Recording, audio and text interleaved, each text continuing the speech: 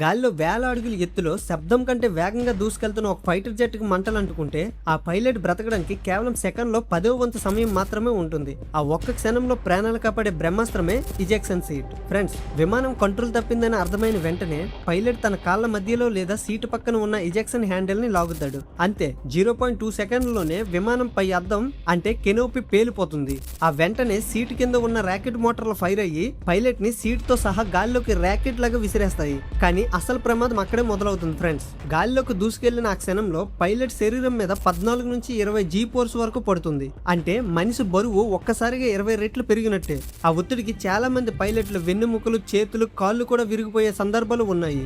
ఒకవేళ ఆ ఫోర్స్ కి పైలట్ స్పృహ తప్పిపోయినా టెన్షన్ లేదు, ఎందుకంటే మొత్తం సిస్టమ్ ఆటోమేటిక్ గా పనిచేస్తుంది. సీట్ విడిపోయి పారాసూట్ ఓపెన్ అవుతుంది. అంతేకాదు, ఆ సీట్ కింద ఒక సర్వైవల్ కిట్ కూడా ఉంటుంది. అందులో ఫస్ట్ ఎయిడ్, శాటిలైట్ రేడియో మరియు సముద్రంలో పడితే ఉపయోగించే లైఫ్ రాఫ్ట్ కూడా ఉంటాయి. కోట్ల రూపాయల ఫైటర్ జెట్ కాలిపోయినా పర్వాలేదు, కానీ దేశం కోసం ప్రాణాలు పెట్టి గాల్లోకి ఎగిరే ఒక ట్రైన్డ్ పైలట్ ప్రాణం మాత్రం చాలా విలువైనది. ప్రతి ఫ్లైట్ కి బయలుదేరేటప్పుడు తిరిగి వస్తామో లేదో తెలియకపోయినా దేశ రక్షణ కోసం ఆకాశంలోకి దూసుకు వెళ్తారు మన ఇండియన్ ఎయిర్ ఫోర్స్ వారియర్స్. వాళ్ళ ధైర్యానికి కామెంట్స్ లో గర్వంగా జై హింద్ అని టైప్ చేసి మీ సెల్యూట్ ని తెలియజేయండి.